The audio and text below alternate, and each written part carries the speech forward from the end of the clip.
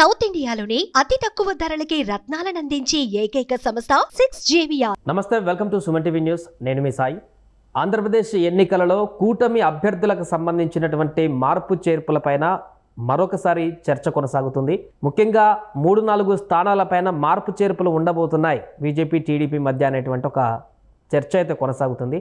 So ఆ స్థానాలు ఏంటి, అక్కడ అభ్యర్థుల మార్పుకు సంబంధించి జరుగుతున్నటువంటి పరిణామాలు ఏంటికి సంబంధించి మనం మాట్లాడదాం. మనతో పాటు Suman TV news chief editor Keshav గారు. సార్ నమస్తే. నమస్తే. సో ముఖ్యంగా ఉండి, నరసాపురం, అనపర్తి, తంగలపల్లి ఈ 4 స్థానాలపైన నిన్న వీరు మాట్లాడుకున్న మీటింగ్ తర్వాత కొంత క్లారిటీ తీసుకున్నారు. మార్పు చేర్పులకు సంబంధించి ఒక అండర్స్టాండింగ్కి వచ్చారనేటువంటి ఒక వార్త మనకు కనిపిస్తుంది. సో దీనికి సంబంధించి ఏం చెప్తారో, నిజంగా నా మార్పు చేర్పులు జరిగేటువంటి అవకాశం ఉందా? మనం గతంలో కూడా డిస్కస్ చేసాము. ఎందుకంటే అక్కడ ఉన్నటువంటి గ్రౌండ్ రిపోర్ట్స్ని బట్టి కూటమిలో కొన్ని మార్పులు జరగడానికి ఇప్పుడు ఇవి ఓన్లీ బదలాయింపులు. అంటే టీడీపీ సీటు బీజేపీకి ఇవ్వడం, బీజేపీ సీటు టీడీపీకి ఇవ్వడం, జనసేన సీటు మార్చడం, ఇట్లా ఈ మాత్రమే జరుగుతుంది. అభ్యర్థుల మార్పులు కూడా ఇంకొక 5-6 నియోజకవర్గాల్లో ఉండడానికి అవకాశం ఉంది. ఎందుకంటే ఇంకా నోటిఫికేషన్ రాలేదు.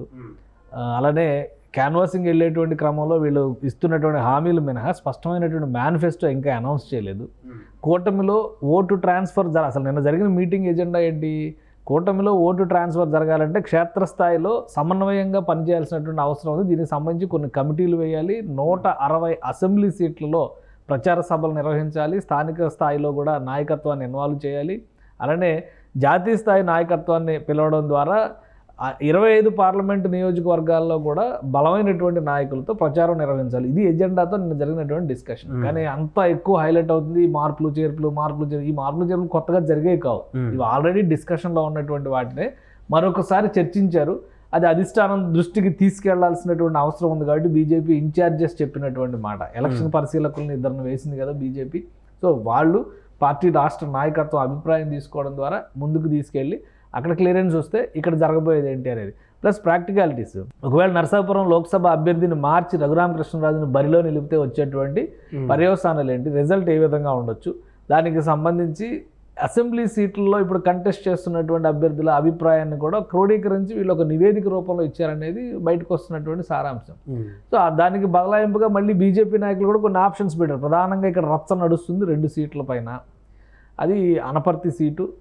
ఆల్రెడీ మొన్న బీజేపీ అభ్యర్థిని ఇన్సల్ట్ చేశారు, అవమానించారు, మా కండవా వేసుకోవద్దు అన్నారు అనేది. అంటే ఒక అండర్స్టాండింగ్ లేకుండా ప్రచారానికి వెళ్తే వచ్చే సమస్య, అది సహజంగా వచ్చేటువంటిది అది. సో అక్కడ అభ్యర్థిగా అక్కడ శివరామకృష్ణరాజుకి ఇచ్చారు. ఆయన బలమైన అభ్యర్థి కాదు అనేటువంటి అభిప్రాయం వస్తుంది. ఆయన అభ్యర్థిగా ప్రకటించడానికి ముందరే నల్లమిల్లి రామకృష్ణారెడ్డిని అనౌన్స్ చేశారు, టీడీపీ అనౌన్స్ చేసింది. సో ఆయనకి వితౌట్ ఇన్ఫర్మేషన్ మళ్ళీ వీళ్ళు ఒక క్యాండిడేట్ని అనౌన్స్ చేశారు. కాబట్టి ఇది వీళ్ళకే అవమానం కాదు, వాళ్ళకే గౌరవం కాదు, కానీ ఒక క్లారిటీ తీసుకోవాల్సినటువంటి అవసరం ఉంది. ఎవరు ఇంటర్ప్రిటేషన్ వాళ్ళు ఇస్తున్నారు. కాకపోతే ఈ ఇష్యూలో ఇక్కడ జరుగుతుంది ఏంటంటే, చంద్రబాబు నాయుడు స్వయంగా ఆల్రెడీ ఉండి నియోజకవర్గం పైన ఆయన పరిశీలన జరిపారు. అలానే అనపర్తి మీద పరిశీలన జరిపారు. అభ్యర్థులు వచ్చి కూడా సమీక్షలు జరిపినటువంటి పరిస్థితి. 2 నియోజకవర్గాలకి ఆయన అభ్యర్థులు తెలుగుదేశం పార్టీ అనౌన్స్ చేసేసింది. అనపర్తిలో రామకృష్ణారెడ్డి అనౌన్స్ చేసింది, ఉండిలో శివరామరాజు సిట్టింగ్ ఎమ్మెల్యే, అది సిట్టింగ్ సీటు. సో అక్కడ ఆ డిస్కషన్ జరిగింది అనేది ఒక పాయింట్. ఉండి ఇష్యూ ఎందుకు వచ్చింది అంటే, నాకు రఘురామకృష్ణరాజుని ఎంపీ సీటుకి ఇస్తే, ఆయనకి ఎంపీ క్యాండిడేట్గా ఇస్తే ఇక్కడికి ఆయన ఎమ్మెల్యే క్యాండిడేట్గా అకామిడేట్ చేద్దాం అనేటువంటి చర్చలో భాగంగా జరిగింది. అయితే దానికి అంత సులువుగా బీజేపీ అధిష్టానం ఒప్పుకుంటుందా? ఎందుకంటే ఫస్ట్ నుంచి ఎంపీ సీట్లే మా లక్ష్యం అని చెప్పని వచ్చారు.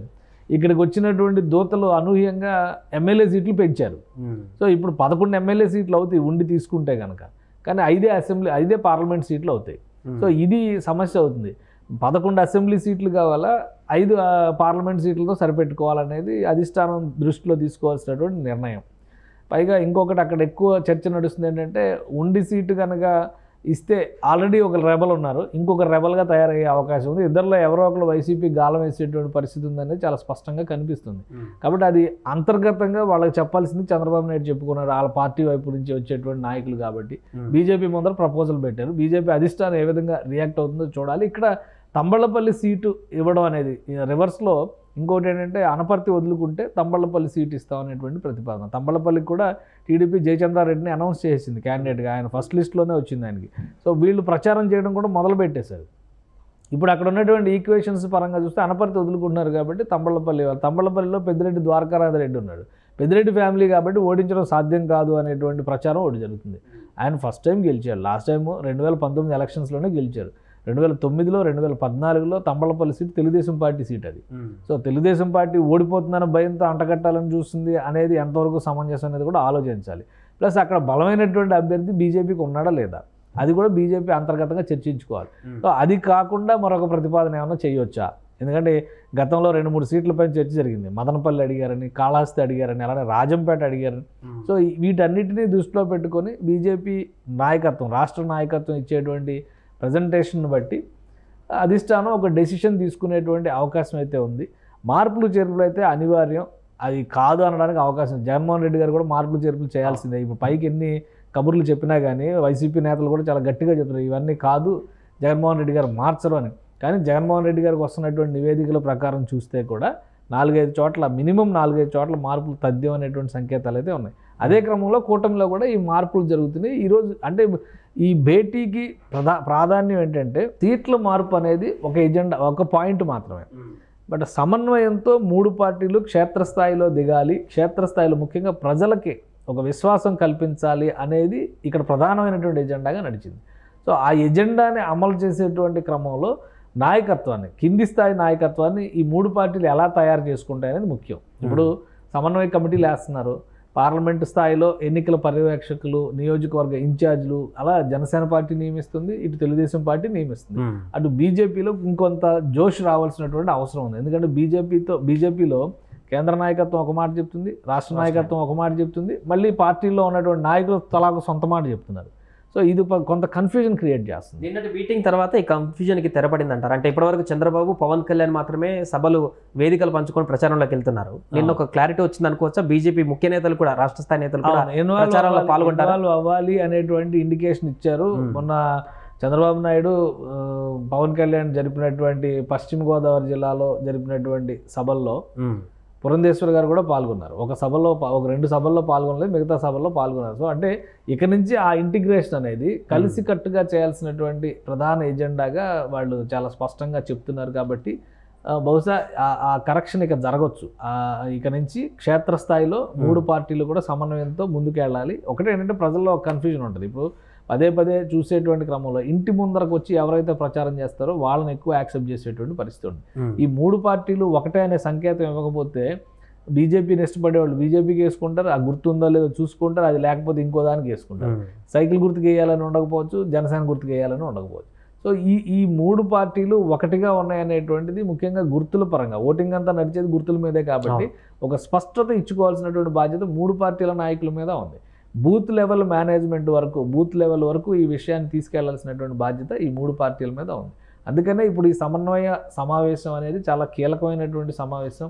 ఇంకొక వారం రోజుల్లో నోటిఫికేషన్ వచ్చేటువంటి తరుణంలో ఇక్కడ నుంచి ఒక డైరెక్షన్స్ కనుక కింది స్థాయిలోకి వెళ్తే, కొంతమంది నాయకులు ఇంకా బయటికి కూడా రాలేదు. ఇప్పుడు గతంలో మీడియా ముందర పదే కనిపించినటువంటి జీవీఎల్ నరసింహారావు కానీ, విష్ణువర్ధన్ రెడ్డి కానీ, సోము వీర్రాజు కానీ వీళ్ళెవరు కూడా బయటికి రాలా, ఇంకా ప్రచారంలోకి ఇన్వాల్వ్ అవుతున్నాడు. కనీసం బీజేపీ పోటీ చేస్తున్న 10 నియోజకవర్గాల్లో కూడా ప్రచారం చేస్తున్నటువంటి పరిస్థితి లేదు. సో ఇది పార్టీకి నష్టం చేకూర్చేటువంటిది, అలానే కూటమిని దెబ్బతీసేటువంటిది. ఆ 10 సీట్లు బీజేపీ ఓడిపోతే బీజేపీ ఓడిపోయినట్టు కాదు, కూటమి ఓడిపోయినట్టు. సో అది మనసులో పెట్టుకొని అందరూ కలిసికట్టుగా పనిచేయాలనేటువంటి ఒక డైరెక్షన్, ఒక మెసేజ్ ఈ సమావేశం ద్వారా అయితే ఇవ్వగలిగారని అనిపిస్తుంది. 4 రోజుల్లో నోటిఫికేషన్ ఉన్నటువంటి సందర్భంలో ఇంకా ఈ మార్పు చేర్పులు జరుగుతున్నాయనేటువంటి ఒక కన్ఫ్యూజన్ని ప్రజల్లోకి తీసుకువెళ్ళినప్పుడు అధికార పార్టీ ఆల్రెడీ సెటిల్డ్ అక్కడ అభ్యర్థులు ప్రకటించింది, ఈ ఉండి కానీ మిగతా అనపర్తి కానీ ఆ నియోజకవర్గంలో. సో వాళ్ళు దీన్ని అడ్వాంటేజ్ తీసుకొని ప్రచారంలోకి దూసుకువెళ్ళడానికి అవకాశం లేదంటారా వైసీపీ? అంటే ఒకటి, వైసీపీ ఆల్రెడీ ప్రచార పర్వంలో ముందుంది. ఎందుకంటే క్యాండిడేట్లు అందరినీ డిక్లేర్ చేసిన, ఇప్పుడు కన్ఫ్యూజన్ వస్తే ఒక 5-6 సీట్లు రావచ్చేమో, ఎవరన్నా మార్చాలి అనేటువంటి ఇండికేషన్ అక్కడి నుంచి వస్తే, లేదంటే యథాతథంగా జరగవచ్చు. ఎందుకంటే నేను ఒక ఇన్ఫర్మేషన్ వచ్చింది, ఒక క్యాండిడేట్ని, ముఖ్యంగా మంత్రిగా ఉన్నటువంటి ఒక క్యాండిడేట్ని మార్చేటువంటి ఆలోచన ఉంది, అక్కడ ప్రచారం వెళ్తున్నటువంటి తీరు సరిగా లేదని తాడేపల్లి క్యాంప్ ఆఫీస్కి రమ్మని చెప్పని పిలుపు వచ్చిందని ఒక ఇన్ఫర్మేషన్ వచ్చింది. సో అంటే ఎందుకు పిలిచారనేది తెలియదు. ముందైతే ఒక రివ్యూ అయితే చేస్తారు. ఒక ఇన్ఫర్మేషన్ ఉన్నప్పుడు పలానా కాన్స్టిట్యున్సీలో మీరు వీక్గా ఉన్నారనేటువంటి ఇన్ఫర్మేషన్ వచ్చినప్పుడు ఆ అభ్యర్థిని పిలిచి మాట్లాడడం ఒక పద్ధతి, అభ్యర్థితో సంబంధం లేకుండా మార్పు చేయడం ఇంకో పద్ధతి. అలానే బలమైనటువంటి అభ్యర్థి అక్కడ ఉన్నారా లేదా అనేది కూడా చూడాలి. ప్లస్ ఈ మధ్య కాలంలో ఈ గత వారం 10 రోజుల్లో వైసీపీలో జాయినింగ్స్ కూడా ఎక్కువగానే జరిగినాయి. సో ఈ జాయినింగ్స్ జరిగినటువంటి విధానాన్ని బట్టి వాళ్ళలో ఎవరికైనా అవకాశం కల్పించాలా, ఇది పార్టీ అధిష్టానం తీసుకోవాల్సినటువంటి నిర్ణయం. కాబట్టి ఆ సమీక్షలు అనేవి జరుగుతాయి. ఇప్పుడు ఇక్కడ కూటమిలో వచ్చినటువంటి ప్రధానమైన సమస్య ఏంటంటే ఒకరు డెసిషన్ మేకర్ కాదు. వైసీపీలో ఆ అడ్వాంటేజ్ ఉంది, ఒకరు డెసిషన్ తీసుకోవచ్చు. ఇప్పుడు ఇక్కడ టీడీపీలోకి వచ్చే నిన్న సమావేశంలో ఒక అనపర్తి సీటు వద్దు అని చెప్పాను, కానీ బీజేపీ ఇమీడియట్గా పెట్టిన ప్రపోజల్ ఏంటి, ఉంగుటూరు సీటు ఇచ్చేయండి అని. ఉంగుటూరులో ఆల్రెడీ జనసేన పార్టీ నాయకుడు గెలిచే అవకాశం ఉందని కొన్ని సర్వేలు చెప్తున్నాయి, కొన్ని సర్వేలో టఫ్ ఫైట్ ఉందనేటువంటి మాట చెప్తున్నాయి. బట్ ఆల్రెడీ క్యాన్వాసింగ్లో మిత్రపక్షం జనసేన ఉన్నటువంటి బలంగా ఉంది, అభ్యర్థి ఉన్నారనేటువంటి విషయంలో ఒక క్లారిటీ ఉన్న తర్వాత బీజేపీ నాయకులు ఆ సీట్ అడగడం, గతంలో కూడా అదే జరిగింది. దానివల్లనే విజయవాడ పశ్చిమ సీటు కోల్పోవాల్సి వచ్చింది. ఎక్కడైతే అభ్యర్థులు ప్రకటన, ఇప్పుడు పాడేరు సీటు ఉంది, అరకు వ్యాలీ సీటు ఉంది, అరకు వ్యాలీకి అభ్యర్థిని చంద్రబాబు నాయుడు ఏడాది క్రితం అనౌన్స్ చేశాడు. ఆ దొన్ను ద్వారా ఇప్పుడు ఆయన రెబల్ క్యాండిడేట్గా నేను బరిలో దిగుతాను అన్నాడు. అది అనూహ్యంగా అంతకు ముందర పాడేరు సీటు తీసుకున్నటువంటి బీజేపీ ఈసారి అరకు కావాలంది. సో పొత్తులో భాగంగా అక్కడ టీడీపీ ఆ సీటు వదులుకోవాల్సి వచ్చింది. అక్కడ బలమైన అభ్యర్థి బీజేపీ కంటే టీడీపీకి ఉన్నారు. ఇప్పుడు పాంగి రాజారావుకి ఇచ్చింది బీజేపీ, గెలుస్తారా లేదా క్లారిటీ లేదు అక్కడ. అదే దొన్ను దొరకు ఇస్తే గెలవడానికి ఎక్కువ అవకాశాలు ఉన్నాయి, కానీ ఆ ప్రయత్నం చేయాలి. దీనివల్ల లాస్ ఎవరికి జరుగుతుంది, కూటమికి జరుగుతుంది. సో ఇప్పుడు ఉంగుటూరు సీట్ అనగానే నాకు కొంతమంది చెప్తున్నారు, ఇన్ఫర్మేషన్ బయటకు వచ్చింది, పవన్ కళ్యాణ్ కొంచెం మొహమాట పడుతూ ఉంగుటూరు గురించి మాట్లాడుతుంటే చంద్రబాబు నాయుడు ఖండించి అక్కడ క్యాండిడేట్ బలంగా ఉన్నారు, ఆల్రెడీ క్యాన్వాసింగ్లో ముందున్నారు కాబట్టి ఆ సీట్ వద్దు, వేరే సీట్ చూడండి అనేటువంటి మాట చెప్పారు. అలానే తంబళ్లపల్లి అయితే డైరెక్ట్ ఆఫర్ చేశారు. అంటే తంబళ్లపల్లిలో ఒక అడ్జస్ట్మెంట్ చేయడానికి వీళ్ళు ప్రిపేర్ అయి ఉన్నారనేటువంటి ఇండికేషన్ చంద్రబాబు నాయుడు ఇచ్చారు. సో ఇది ముందు చూపు లేకుండా చేసేటువంటి కొన్ని ప్రతిపాదనలు, కొన్ని డిస్కషన్స్ అనమాట. బీజేపీలో అది జరుగుతుంది. దీనివల్ల ఏంటంటే కూటమిలో కోవర్ట్ ఆపరేషన్ జరుగుతుందనేటువంటి అనుమానం బయట వాళ్ళకు కూడా వస్తుంది. అది కూడా బీజేపీ వలన, బీజేపీ నాయకుల వలన. సరైనటువంటి సమాచారం లేకుండా, నియోజకవర్గాల మీద సరైనటువంటి నాయకత్వం ఎవరుందనేటువంటి స్పష్టత లేకుండా లిస్టులో ఉన్నటువంటి వాటిని అడగడం, ఏ పేరు ఉంటే ఆ పేరు ప్రతిపాదించడం అనేటువంటి చర్చ ఎక్కువ నడుస్తుంది. సో ఇది చాలా ఇబ్బందికరమైనటువంటి పరిస్థితిగా బీజేపీకి మారుతుంది. ఆ అంశాలన్నిటికీ చెక్ పెట్టేటువంటి క్రమంలోనే ఇది ఒక కీలకమైనటువంటి సమావేశం. సాధారణంగా గతంలో మనం ఎన్నికలు చూస్తే నోటిఫికేషన్ వచ్చిన తర్వాత, నామినేషన్స్ వేసిన తర్వాత, నామినేషన్స్ చివరి రోజు వరకు కూడా నామినేషన్స్, ఇప్పుడు రేపు నామినేషన్స్ ఓపెన్ అయిన తర్వాత చూడండి, కనీసం ఒక 7-8 నియోజకవర్గాల్లో తెలుగుదేశం నుంచి రెబల్ క్యాండిడేట్లు వేస్తారు, ఒక 3-4 నియోజకవర్గాల్లో బీజేపీ జనసేన నుంచి వేస్తారు. బీజేపీలో కూడా కొంత స్తబ్దుగా ఉన్నటువంటి నాయకులు ఆప్షన్ తీసుకోవచ్చు, తిరుగుబాటు అభ్యర్థులుగా లేదా స్వతంత్ర అభ్యర్థిగా వేసేటువంటి వెసులుబాటు ఉండొచ్చు.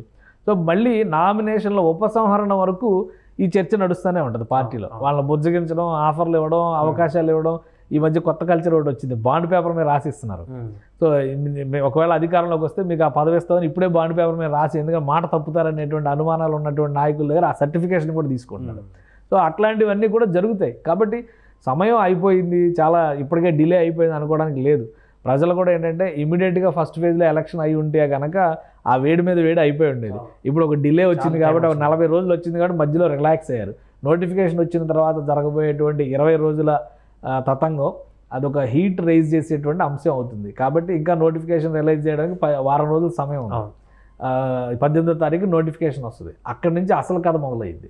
ఇవన్నీ కూడా టీజర్లు, trial versions, pre release events లాంటివి మాత్రమే. అసలు జరగబోయేటువంటి సినిమా 18వ తారీఖు తర్వాత ఉంటుంది. Right sir. సో మొత్తానికి అది కూటమికి సంబంధించినటువంటి సీట్ల మార్పులకు సంబంధించి అయితే నిన్న మీటింగ్ తర్వాత ఒక కంక్లూజన్ వచ్చినట్టుగా కనపడుతుంది.